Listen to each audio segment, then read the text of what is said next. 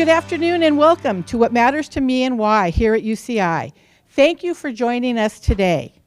I'm Kimberly Ayala, retired director of the Undergraduate Undeclared Advising Office in the Division of Undergraduate Education and a member of the organizing committee who has the honor of introducing our program today. First of all, apologies for any technical difficulties you may encounter. We are online as well, so for those of you that are online, we apologize if anything happens. We want to acknowledge the Chancellor and the committee who make these presentations possible. What Matters to Me and Why started in 2012 and has now blossomed to include an alumni series and a medical school series. Be sure to check out these exciting opportunities on our website. And now for a few housekeeping announcements. Next month on April 5th, Frank May Skinners will be the speaker, and you can check out our website for details regarding that presentation. The talk is being recorded and will be available on our website soon. We invite you to keep your video on throughout the talk if you are online with us today. We will have evaluations at the end of every talk, and we really appreciate you taking the time to fill them out. We also are eager to hear about what ideas for future speakers you may have for our series. For those of you who are attending this event for the first time, we want you to know you are in for a unique opportunity. Speakers are asked simply and authentically to answer the question, what matters to them and why? And take it wherever it goes. The series provides a forum for speakers to talk about values, values, beliefs, motivations, and their personal experiences that they've encountered along the way. The hope is to strengthen our bonds between faculty, students, and staff who teach, learn, and work here, and celebrate both diversity and in this community and the commonalities that bind us together. At the end of the talk, there will be ample time for question and answers with the audience. We will soon hear from Kevin Bossemeyer, who will introduce our speaker, Professor Iryna Zenyuk. What Matters to Me and Why has a tradition. So for those of you that are in-person audience, we would like to take a few minutes for you to turn to the person sitting next to you and to introduce yourself. And in a few minutes, I'll call you back to the presentation. So take a few minutes. Thank you, everybody. Welcome. As Kim said, I'm Kevin Bossemeyer. I'm a public affairs host interviewer on KUCI Radio, and I'm here to introduce UCI Chemical and Biomolecular Engineering Professor Iryna Zenyuk. 1 year ago, within days of the Russian invasion of her birth homeland, I interviewed Iryna on my radio show. She was angry, scared for her relatives and country, and determined to do something about it. Several months later, Chancellor Gilman was on a 5-person national panel having a Zoom webinar discussion with Ukrainian President Zelensky about their war-devastated education system. I was amazed, moved, and proud when Chancellor Gilman shared with President Zelensky what our campus was doing and how the effort was being led by Iryna Zenyuk. If you're interested, I'm sure Iryna will give you an opportunity to help if you want to. Iryna has quite an interesting background. From age 5 to 28, she was a national and internationally ranked chess champion. Wow, yeah.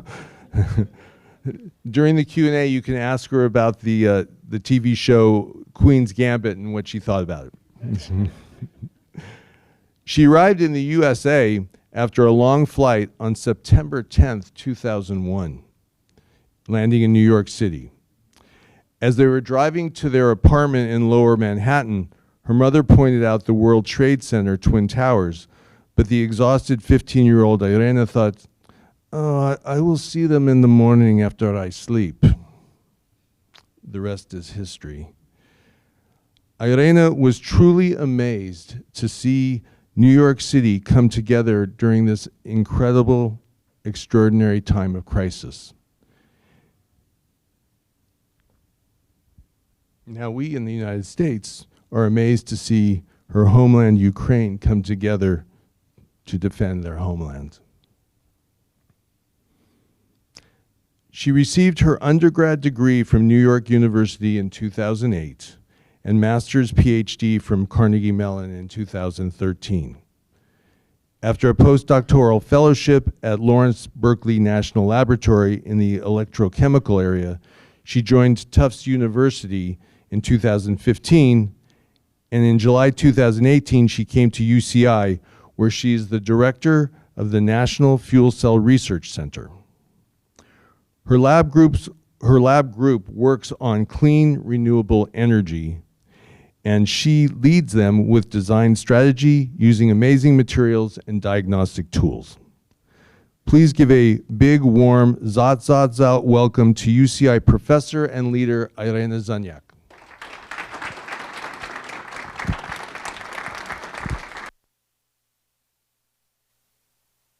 Thank you, Kevin. We've known each other for 1 year only, but I feel like we've known each other for so much more than that. And we've done so much together for Ukrainian effort. And I really want to thank you for your enthusiasm and hard work and for such a wonderful introduction. Very moving. Thank you, everyone, for being here. It's a rainy day, and I'm really grateful for this opportunity to spend this 1 hour here with you. And as we spend this 1 hour together, you get to learn about who I am and what matters to me and why. And this is kind of rough outline to help you guide where I will be in my presentation. And I will start out with my chess career. As Kevin already mentioned, this is something that's been big part of my life for a very long time, more than 20 years career in chess. And just to ask you, how many of you seen Queen's Gambit show? I thought so, majority. It's a truly wonderfully made show, and one inaccuracy, I would say, she loses 1 game, which is difficult, right? 1 game to chess master. If you think I had 20-year career, 300 games per year, about 6,000 games, about 2,000 of them I lost. So, seeing I couldn't really connect to that 1 game lost, but it was still nevertheless beautifully made movie, and a lot of it is quite accurate. So you can see some photographs. I started playing chess at age of 5. Here's a photograph. I'm in Ukraine playing Ukrainian championship under 10. Here more when I came to the United States in historic Marshall Chess Club in New York City, where Bobby Fischer played. I was internationally ranked, so I was top 10 women, US women chess player for more than 10 years, played 10 US championships. I represented United States on many international events, being on their national team. I also won many open tournaments, and so chess was a big part of my life for more than 20 years. And looking back at it, of course, it mattered to me a lot, and of course, I enjoyed playing chess a lot. And for example, my New Year's resolutions for many years was to win US championship or to get onto the Olympic team, or it was all chess related. And in a way, to be a good chess player, you have to put like countless hours into playing chess. So Malcolm Gladwell or others, psychologists, 10,000-hour rule does come into effect here. So sheer number of hours you put into chess will determine how good you are.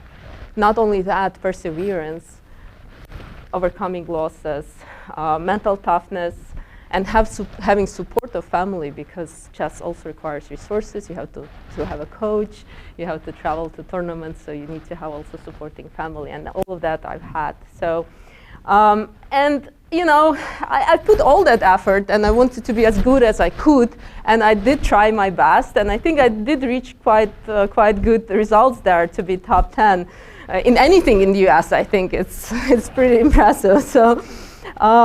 What I really liked about chess, it's a beauty. It's essentially when you have an idea you want to realize, whether it's in life or in chess, and you have the resources, you thought through far away, and then you made it happen. And that's some of the most satisfying feeling I had, to have that idea implemented and to see that art and beauty come out through chess. So that was really something I felt chess gave to me.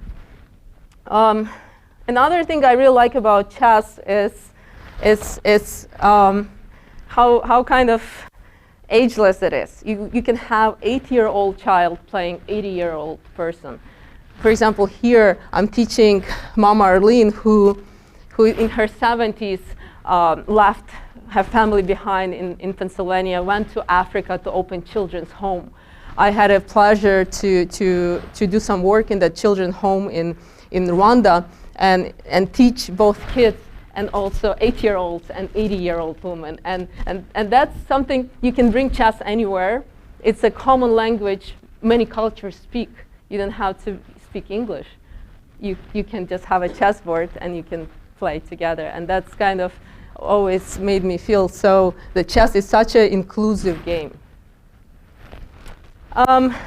Even now, chess shows up after my retirement. It's been almost 10 years since I retired. And I'll tell you the story of retirement in later chapters of my talk. My mentor, Diran, he's here, and we had these sessions where he'll try to understand what it matters for me and why, what makes me happy, and I would say, winning.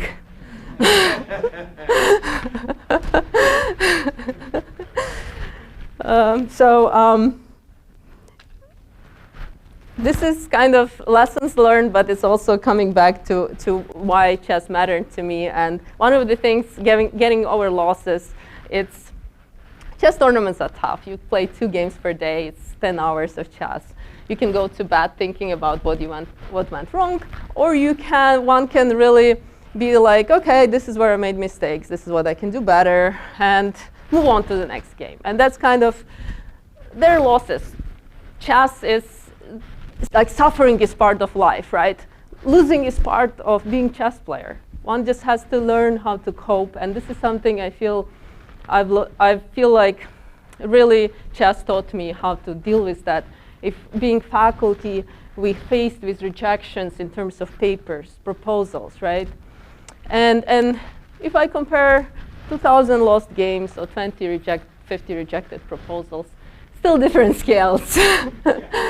So in terms of learning from mistakes and moving on, that was important. Strategy versus tactic in life, right? We have to see the big picture, where we want to be in 5 years, in 10 years, and how to get there. In chess, same thing. We have the general strategy, where we want to play, where we want to attack, whether we want to play on white squares, take the center. So there are all these strategies. And without tactics, without specifically execution strategy, which is tactics, which is move for move, how am I going to get there, one will not win the game. So in life, it's both matter. We have to have this big vision, but we need the resources, and we need to learn how to get there. So that's another thing I kind of see parallel between chess and life. And I think the older I get, the more parallels I see. So and lastly, how to win. I think this is something we don't realize, because in chess, as I mentioned, chess in a way is a language. When you play somebody for 5 hours, it's a communication you have with them. You don't speak to them, but you see what type of moves they make, how they react to your advances, tactics, how they react under stress, under time travel. You get to know this person really, really well without even talking to them. If I play a chess game against you, I'll get a pretty good idea what type of person you are. So in a way, it's a communication. And so what happens in the end when the person loses and you win? Of course, you're overwhelmed with joy. You won, but you build this compassion for this person, because you have this connection that you built over the game, over 5 hours, and that compassion overpowers you. So there is never, after the game, typically shake hands, you go over, you share what you felt, which move you wanted to play, And that's where you feel that connection and that compassion, and that's kind of where you learn how to win, because graciousness towards opponent, everybody does that. Even 8-year-olds, they have enough self-regulations, and they have that graciousness and compassion towards the opponent when they win. So, because of course next day you can be on the losing side, but even in that moment, I feel that this is something, learning how to win, this is something that chess really was instrumental for me in that way. In terms of, I wanted to tell you how I retired from chess, but before that I need to introduce you where I come from. I mentioned, Kevin mentioned Ukraine and my family in Ukraine, and that story is it's a story of joy and happiness, but also sadness and heartbreak. So this is how my family looks like. So you can see some happy photos. This is me. This is me. You can maybe recognize me in that pink dress there. What was I thinking? This is one of the few photos I have of my father. He died when he was 43. I was 8 at a time.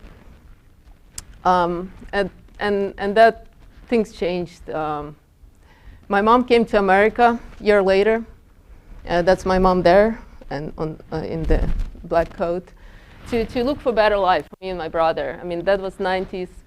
And, you know, economically, situation was difficult in Ukraine in 90s. And my mom came to America, and and me and my brother temporarily stayed with my aunt and my uncle. And so, interestingly, this is, I don't know if you can see, this is my aunt, and this is my uncle. And they're the same age as I'm now, right? So I'm thinking, having one child and now suddenly having 3 kids to take care of. And that temporary situation became 6 years. Because as my mom was trying to build life here for us, she couldn't go back. There were documents problems, so it took her a while to get settled, to get documents, to bring us, me and my brother, to the United States. And so from age 9 to 15, I grew up in my aunt and my uncle's family, which was kind of working class family with values rooted in hard work and helping others. So we would see a lot of people going through our apartment, just dealing, and my aunt and my uncle just helping them, and it was just turbulent times of 90s. And I think this is something that was ingrained in me, this hard work and this helping others comes from actually living with this family. When I was 15, so this is when I came to JFK, night before 9/11. So it was, as Kevin mentioned, we did take a cab, and I did get to see Twin Towers, first time and last time before the tragedy of 9/11. And I mean, waking up next day, being 15-year-old, for me, it was difficult to understand what is the baseline, what is a normal day in New York looks like, because I did not have that baseline. So I tried to understand whether this happens often, whether it's something outside of ordinary, because I had no comparison point. This is all I knew. I got there, and you have smoke. We lived in East Village in Manhattan, smoke, casualties, people coming. We went to the streets, people coming from downtown. There are no cars driving. It was terrible. New York was in terrible state at the time, but I didn't know the difference because I didn't have the baseline. So then I got to experience the best times New York went through, when people joined together and helped each other and tried to rebuild the morale, rebuild the city. So I got to witness that beautiful moments of communities coming together. And only many months later, I got that baseline acquired, and I could compare, and I could see how much of a tragedy it was, how extraordinary that event was. And it still is. In a way, coming from being an immigrant in the United States also taught me, it defines also who I am in a way, and taught me a lot of different things. On belonging, for example, we came to Ukrainian community. There was Ukrainian community already in East Village. It was built over many years, over 100 years. There are churches, banks, organizations, restaurants. You don't even need the language, English language, to live in the Ukrainian community in New York. So I was grateful to have that transition where I could still feel like I'm part of being part of that Ukrainian circle until I got to learn the culture, the language. And of course, now I'm American, and I'm proud to be American, but I do have that Ukrainian roots. And thinking of, I like this quote from Tolstoy, happy families are all alike. Every unhappy family is unhappy in its own way. It's used often. In this context, I want to say that we have all Ukrainians are alike, but all these different immigration waves are very different. So I came in 2000s. Now the new immigrants wave in 2000, now they're coming from war, right? My stepfather, Orest, who was on the other photo, he came after World War II. So we do have in common that culture, that understanding what Ukraine is, but we are so different because you can think of timeline, Ukraine evolves, language evolves, but we take the cross-section of society at 1940s, 1980s, 2000s, and we bring them to US. So we have all these cross-sections of different, of kind of time being frozen in this Ukrainianness, in these people, and we have to, and we do get along. It's just it's like community within community, and working hard and being immigrant. There was no room for failure for me, right? I had to be successful because there were so much sacrifices for us to come here, right? So we didn't come here to, not do anything. We came here to do something, to change the world, right? And relying on family and having perseverance and having faith that things will work out, that somehow. And this system is amazing. I mean, if education, my family invested so much in education. Me and my brother, I have a PhD, my brother has law school degree, right?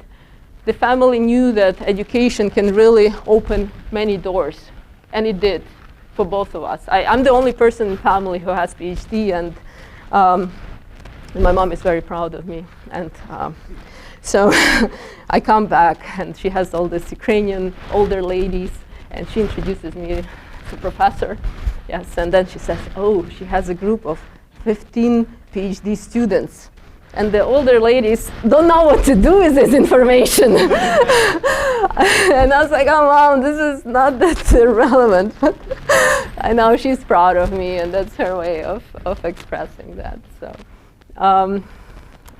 So,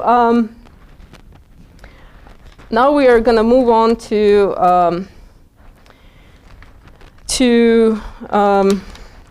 my academic path, and I think I'm doing okay in time because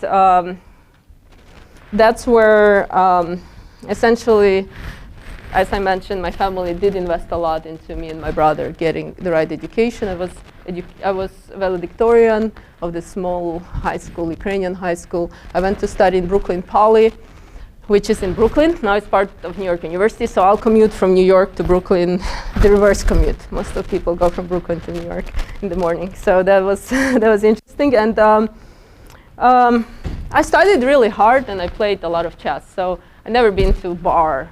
I never been to a fraternity party. I was just focusing on studies, focusing on chess, played Division III volleyball game that I'm number 6 there. The STEM class, that's how it looks like, 40 guys and 2 girls in the class. It was mechanical engineering, aerospace focus. So really good 4 years, graduated top of my class. And then I took a year off, something my brother did, and he thought it worked for him well. I wanted to try what it's like to be a professional chess player, focusing only on chess. And that was kind of the best year for me because I got to travel a lot, I got to play chess, I got to reflect, I got to think what my next move in life will be. And during this year, I think it's been really instrumental for me because I got to read also a lot. And I read a book by Tom Friedman, Hot, Flat, and Crowded. You probably know it's a popular book. I read other books too, but it's really made me think that maybe aerospace is not the right area for me, because I felt there's more urgent problems to solve here on Earth rather than there in space. And so I thought clean energy is so much needed now. And I wanted to work on something that has not been fully developed yet. Of course, wind and solar were already deployed at that time, and I thought I want something different, something that can still make a bigger impact even. And that's where hydrogen fuel cells, I knew very little about them, but I saw the tremendous potential because they are zero emissions, they can be deployed at scale in transportation sector, in other sectors. And so I looked for PhD programs. There were very few where professors were studying fuel cells, and that's where I applied to Carnegie Mellon and got to Carnegie Mellon and did my PhD there, and I'll talk about that. But for now, I just want to talk about when I went to Beijing as part of US national team, it was first World Mind Games. It's type of post-Olympic, remember there was Beijing Olympic Games in 2008. So first World Mind Games were just after Olympic program, and there were different games played, and chess was one of them. So, and I saw, I mean, this is from Wikipedia, but this I remember vividly, seeing smoke in air and that air pollution. And this is another thing that reinforced me to study, to go further in PhD, to do clean energy, because this air pollution, we don't have to go to China to see this. We can go to LA, right? In some of the days, LA looks like this, right? So that really reinforced me to pursue PhD even more. And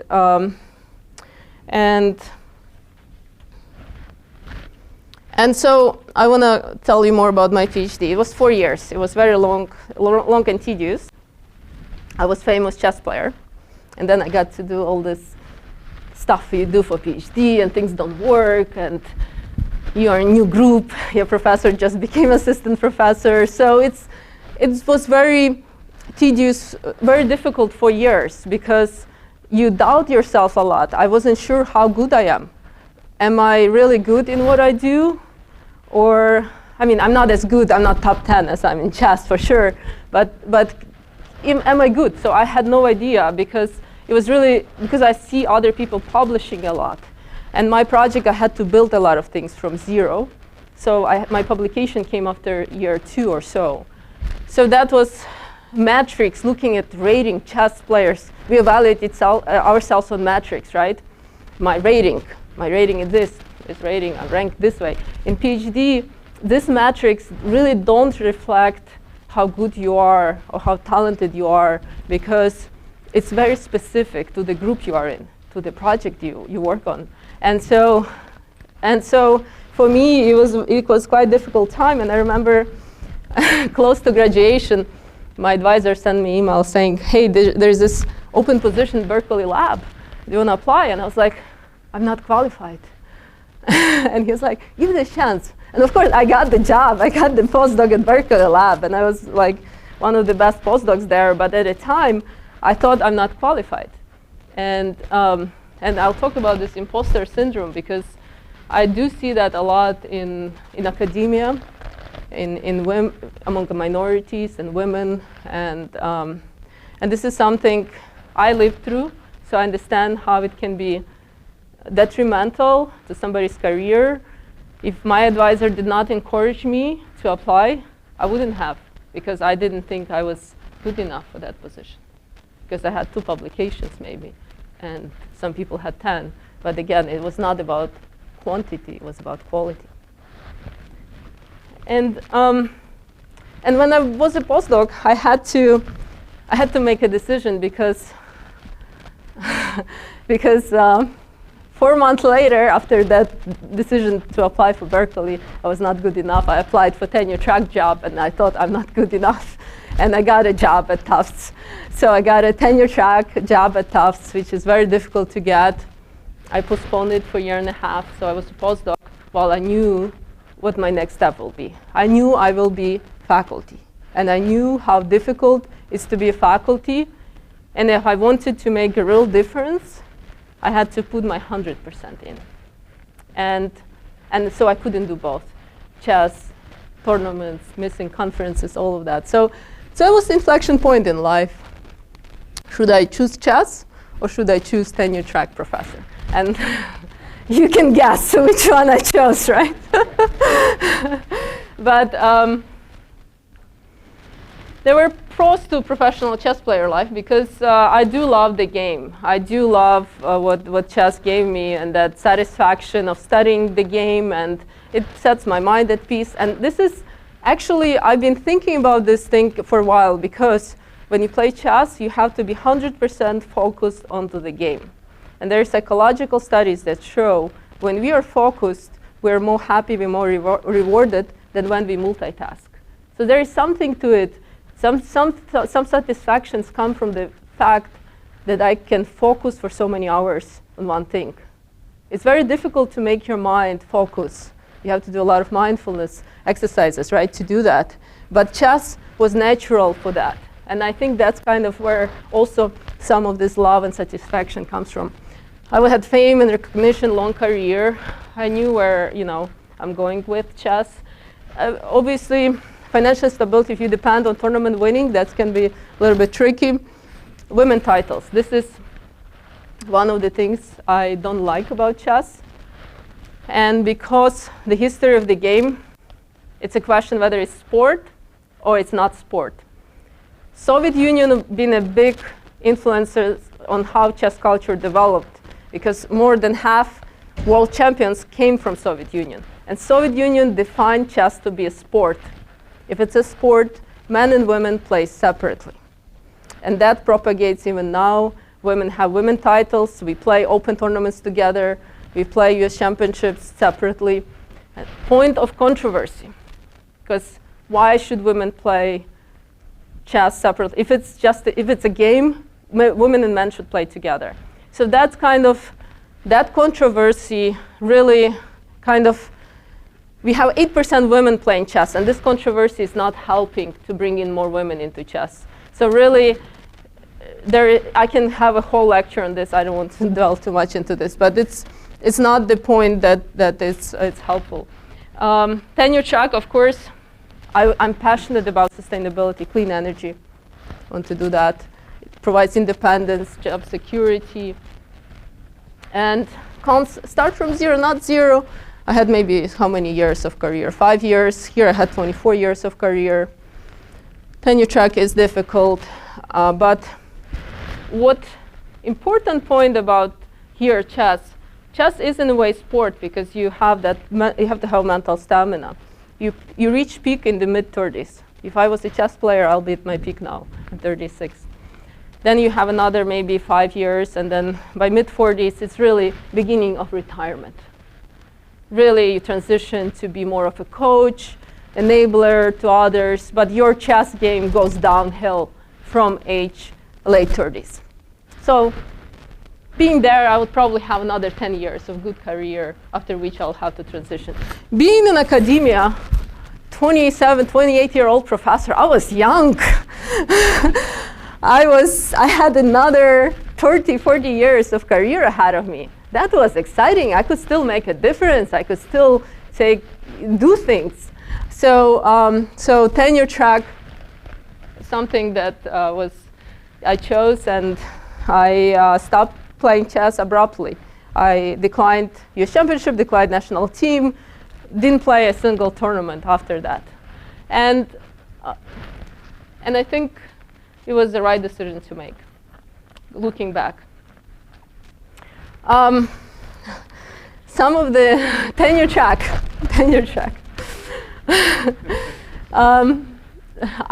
This is during my postdoc. I gained 50 pounds, and it's for me it was still okay. I felt pretty comfortable with my body image. It was not hurting me.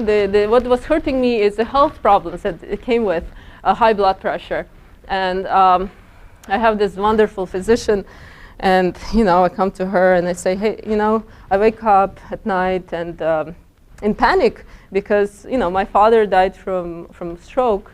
Am I gonna die? I have high blood pressure. Am I gonna die from stroke?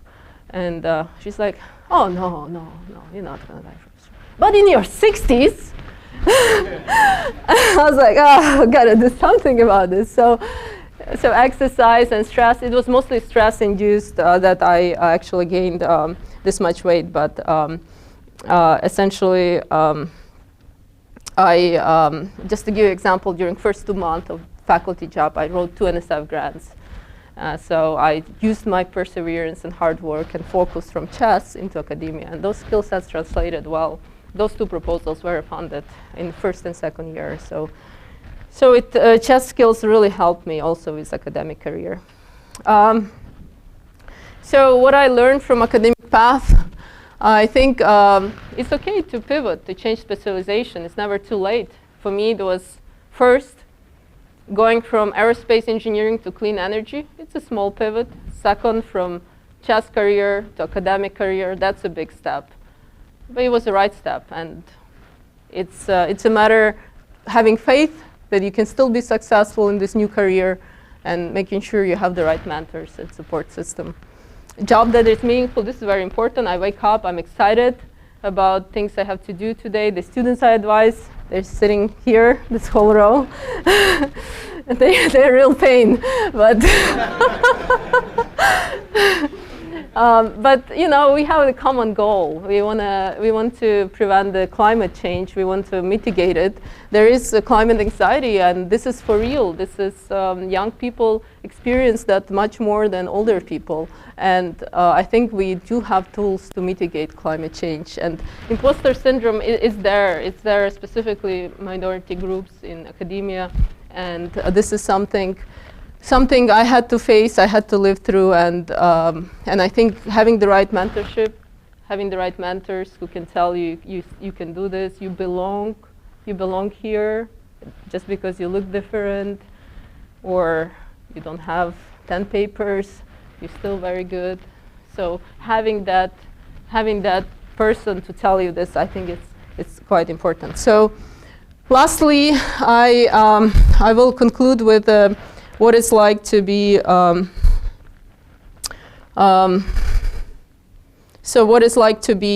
Ukrainian American. So as Kevin mentioned, this is hit us suddenly. We didn't see the war coming. It was 1 year ago, Russian war in Ukraine, and a lot of my family is in Ukraine. My aunt is in Kharkiv. That's how Kharkiv looks like today. I'm fortunate that I don't have close family losses in war, but my childhood friends are dying. This is Petro Knignitsky, who is my childhood friend. That's me at 15, and him being excited to join army, mandatory army service back then at 17, and he passed away a month ago in the Bakhmut, and this is war affected so many families and devastated so many families in Ukraine. We have, think about like here in Orange County, we already have 2,500 Ukrainians, refugees. So it's been difficult for me to comprehend the scale of war. It has impact on me daily, but of course it has so much more impact on people who live in Ukraine and who has to witness these atrocities. So we started this program a year ago through Scholars of Risk organization to help Ukrainian scholars to come to the UCI.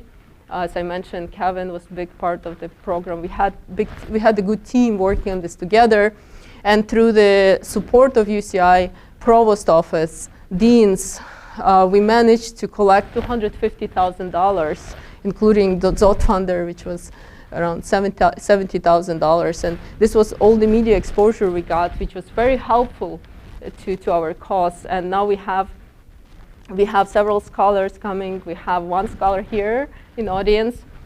She's there, Tatiana. It's people like Tatiana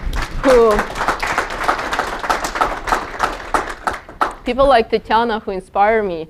She's a master's student here with 3-year-old daughter, and her husband is fighting in military in Ukraine, and she's all A student. I cannot imagine her waking up and thinking, I'm gonna now study, read all these books assigned. Well, my mind wants to go to worry what's happening to my family in Ukraine. So her example really inspires me. And to conclude, I want to tell you, Ukrainian war is very personal to me because it really opened a lot of questions in me. What is it? What matters to me and why, essentially? I had to sit down and rethink. And a lot of life changes happened to me in this last year.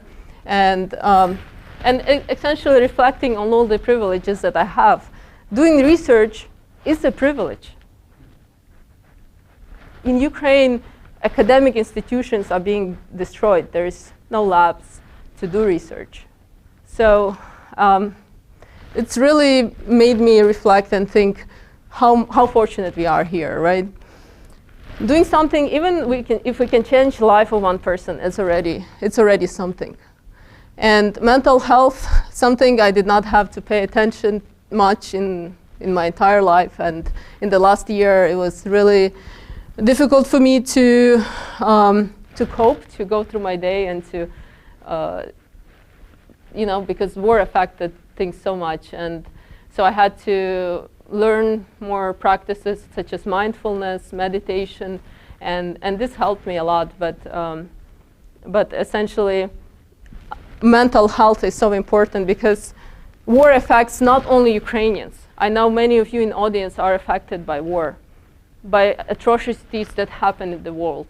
And so how do we cope with that? How are we here in this room, and how do we not focus on what's happening here rather than letting our mind go to the place of darkness? And that's something I feel like mindfulness really helped me to keep my mind focused on the things we do, like being here with you and not going there, because going there is so difficult and coming back, it's so painful. And acknowledgements. So my group, they're really awesome, they're really great. So they are why I'm here, right? I love to teach, I love working with students. And they have this question of the week board. What are the favorite phrases that Iryna says? Like, come on, Cliff, you should know this. Or like, good, it means could be better. This is not an answer from a third-year student. It does sound like me, so this word, they are kind of making fun, but it provides this open communication where they can, in this fun manner, tell me also what I can do better. And it's been a wonderful journey to have them. Professor Jane Newman, she's the person who started Scholars at Risk program here at UC Irvine. Without her help, support, and guidance, showing me how to do these things, Ukrainian initiative will never happen. Jane was there for me every moment of the program, answered all the questions, always there on the short notice, helped me a lot. Plowman, he's been my life partner for last 6 years.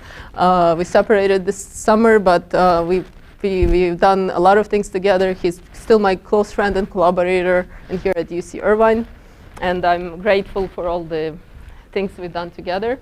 Duran is here in the audience. He's my mentor, and he's been really instrumental in guiding me through academic path, but also through some of the path in life.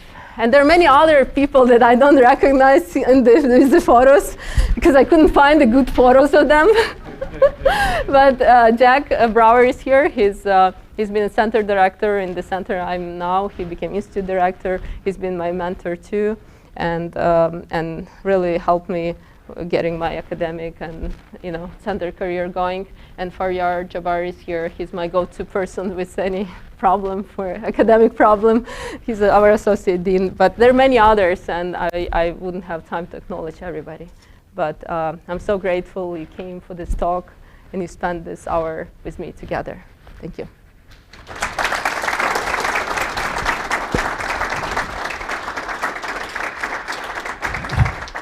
Thank you so much, Iryna. That was absolutely wonderful. You hit it out of the park. Really quick, before I forget, on KUCI tonight at 5 o'clock, Iryna's interview with me will be on, it's 88.9 FM. So if you haven't gotten enough of Iryna, tune in at 5 o'clock. Does anybody, we have a few minutes for questions. Does anybody have a question? Nothing burning? Yes. I can talk. Yeah. You know we got to hear on Yeah. Oh, the last scene of the show, do you ever get the urge when you're walking in the park in New York to go sit down and play chess with people? That's the last scene of the... Yeah, it's, I was, yeah, I was in New York City and I met Diran. He was there for some business meeting and we were walking through Washington Square Park and Diran was like, why wouldn't you play chess? And I was like, I retired, I don't play chess. He's like, I want to see. So I went and I sat down with a hustler and he was like, $5 game. I was like, okay. So yeah, I mean, it took me like, it's 1 minute game. It took me, you know, I haven't played forever. So it took me like a few moments to get to my things together. But then it's just like, I just beat him and he couldn't believe it. And Iran was surprised too. And I was like, what did you think of me? I'm an international master. so that did happen for Yara. Next time in New York, we should do that too. Anybody else? Yes. I wanted to know how you got interested in chess when you were so young. Like, did your family play chess, or did you have adults that inspired you? Because it's very unusual to not have a family member at that age. So I was just curious.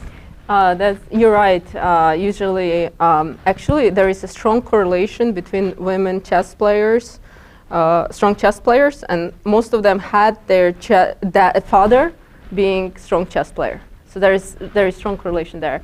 In my family, it was my grandfather who was amateur chess player. He used to babysit me, and we would play for fun.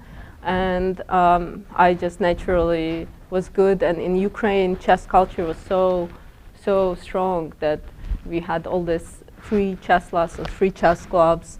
So it was easy for my mom to drop me in chess club and pick me up because the chess clubs were everywhere in the neighborhood. So, so it was as popular as maybe basketball here. Yeah. So I did have a family member. I just didn't mention him. But thank you. Thank you. Anybody else? Yes.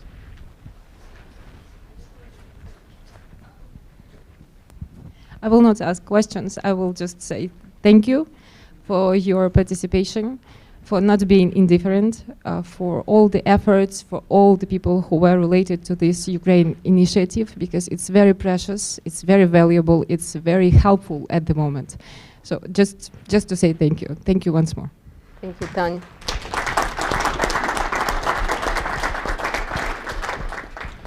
Anybody else? Okay, well, thank you very much. Lunches will be served as you go out the door, so thank you again for coming, and we will see you next month.